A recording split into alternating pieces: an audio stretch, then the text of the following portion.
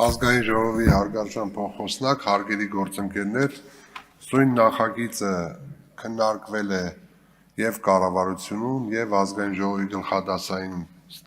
հանձնաժողովում ստացել դրական եզրակացություն, կառավարությունը եւս նախագծի ընդունման վերաբերյալ առարկություններ չունի։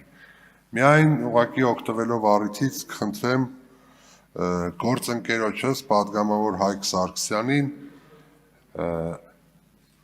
նաև հիշել, թե ինչ գործընկերային մթնոլորտում են անցել մեր բոլոր քննարկումները, ավելին, բացի պաշտպանության նախարարությունից այդ ժամանակ այլ գերատեսչությունները եւս ունեցել են նկատառումներ, որոնք դուք ընդունել եք նաև պաշտպանության նախարարության նկատառումները, մեր դիտարկումները եւ ինձ համար ուղղակի տարակուսելի է, որ ունենալով քննարկումների հնարավորություն այս ամբիոնից վերհիշել նախապատմության մեջ նաև դժգոհության էլեմենտներ ներառող ելույթով հանդես գալ, ամեն դեպքում կարծում եմ, որ պաշտպանության նախարարություն եւ պատգամավոր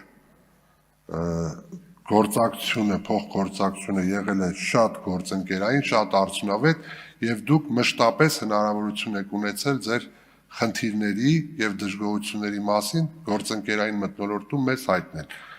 Ուստի կառավարության որպես ներկայացուցիչ խնդրում եմ կողմ քվեարկել,